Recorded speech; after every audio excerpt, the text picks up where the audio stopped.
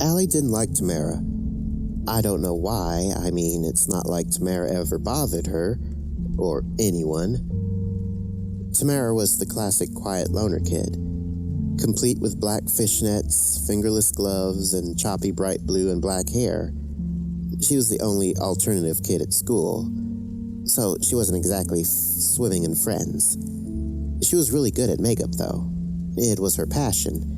Rumor had it that her mom bought her all kinds of super classy high-end makeup to use. She'd come to school with a face like out of a fashion magazine, and she always had these long, false eyelashes. Other girls in school tried to wear them too, but they could never get them to stick, and the edges would be coming off their eyelid. Or they'd try to put their eyeliner on over them and totally mess it up. Not Tamara, though.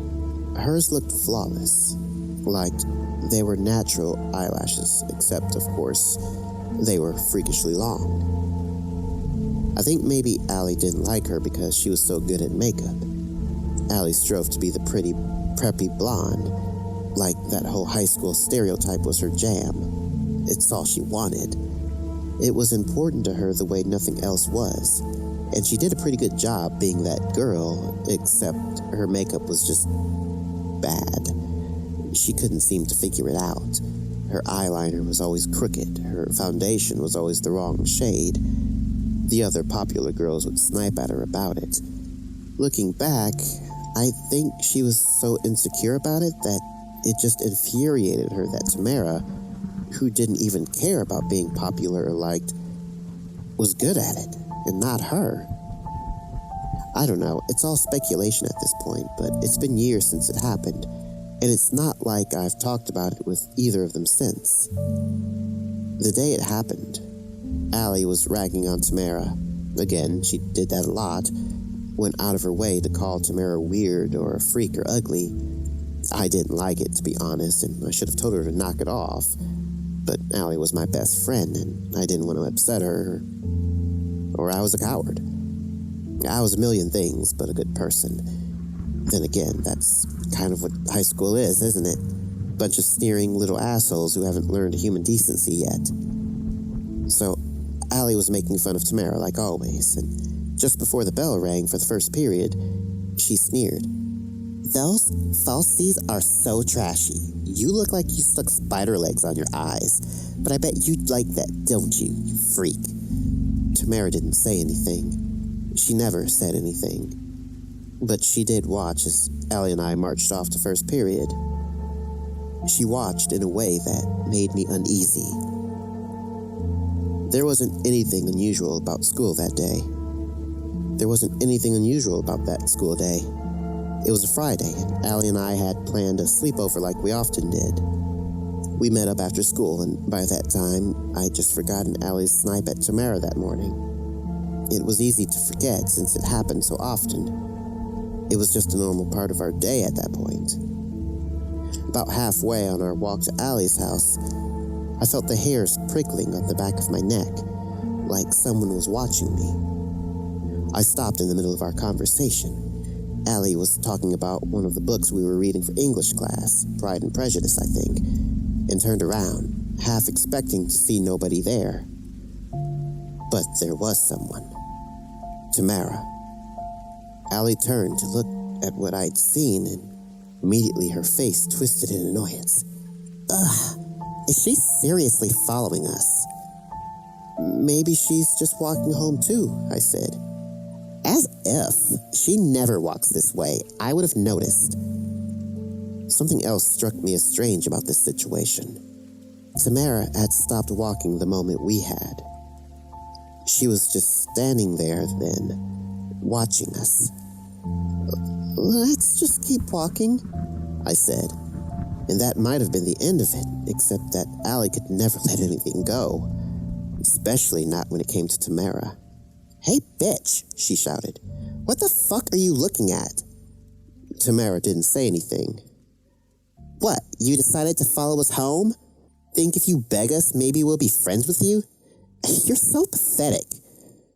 Tamara still didn't say anything, but she started walking toward us. I felt a sinking feeling in my stomach. Oh my God, she's actually coming over here, laughed Allie. But there was an edge to her voice. We should go, I said, with the kind of clarity that comes right before catastrophe, when you can see the train coming and you know you need to get off the tracks. No way, I want to see what she does. Tamara stopped a few feet from us. Why me? She asked calmly. It suddenly occurred to me that I'd never actually spoken to her, and she'd never spoken to me. To either of us. Why you? Allie laughed. Why? Do you think you're special or something? I am special, she said quietly. Oh, brother, did your mommy tell you that? Are you gonna go home and tell her that the big girls are being mean to you? Allie affected a crybaby pout, which I only noticed out of my peripheral vision. I couldn't stop looking at Tamara. I couldn't stop my instincts that were screaming that I needed to get away from her. You're not answering my question. Why me? Suddenly, Allie's playful demeanor dropped and I could practically feel her rage. Who the fuck are you to demand anything from me? Who do you think you are? Not who, said Tamara. What? What? Repeated Allie. That's when Tamara's eyes started to move. At first, I thought she was just rolling them weirdly to freak us out or something. But then they started bulging out of her eye sockets, or sort of wiggling around, like they were trying to wriggle out. And then they did. Wriggle out, that is. 2 pairs of eyes plopped right out onto the pavement. Except they weren't eyes. They had legs, like tons of spider legs, so they could scurry around on the ground. They looked a lot like the false eyelashes Tamara wore every day. At the back of each eyeball was a tail. They looked like scorpion tails, only they appeared to be made of bone. White bone covered in red gunk. We stared down at the eyeballs. Then I looked back up at Tamara. Her eye sockets were empty and bleeding, red rivulets running down her pale skin. She was opening her mouth slowly, and I saw something wriggling inside, something that had a lot of legs. Allie screamed in pain and clutched my arm until it bruised. I looked down and saw one of the eyeballs was on her shoe, and its bony tail had stabbed her in the ankle. I swore and kicked it off, sending it flying towards some bushes. The other eyeball was scurrying toward me. I yanked Allie around and let her hold on to me while we fled. We ran all the way home, Allie sobbing, "What the fuck? What the fuck?" next to me. When we got in her front door, Allie practically collapsed, screaming about her leg. I looked and saw that the cut from the eyeball thing had really gone deep. Her pant leg was soaked in blood, and she just couldn't stop screaming. Her mom was home and saw what had happened. She rushed us both to the hospital, begging me to try to keep Allie calm in the back seat. It was the longest car ride of my life, despite the fact that the hospital was only 5 minutes away. Allie ended up needing stitches. The doctor said that whatever she tripped on, that was the story she gave in a moment of panic after they asked, that she tripped and hit something on the way down. It had sliced her ankle clean to the bone. There was talk of nerve damage. I didn't know that was even possible. She stayed pretty quiet for days after that. I stayed by her side, waiting for her to snap out of it, but she didn't. Not really. A few days later, she went to the hospital due to a fever and redness around the cut. Turns out it had gotten infected, which required a pretty intense hospital stay and a lot of antibiotics. I stayed with her as often as I could. My parents even let me miss school for a couple of days so I could stay by her side. By the time she was out of the hospital for good, Allie was a different person. She was quiet and jumpy. She was always looking over her shoulder. She wasn't as confident, or at least she didn't act as confident as she once did. I tried talking to her about what happened, but she completely shut me down. She wanted to pretend it never happened. She never bothered Tamara again, never so much as looked at her. Tamara didn't bother us either.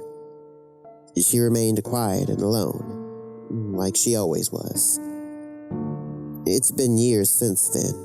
I'm still friends with Allie. She's recovered, I guess, from what happened, but she's not the same person. I've never heard her say a bad thing about or to anyone else, so I guess the change isn't all bad, but I know she still has nightmares, and sometimes I still have to talk her down from panic attacks. As for Tamara, she went on to become a big makeup artist on YouTube. No, I won't tell you which one. I watch her videos every once in a while. Sometimes I'll see one of her eyes move just so, and I would wonder if anyone else ever noticed that they don't seem to want to stay in her head.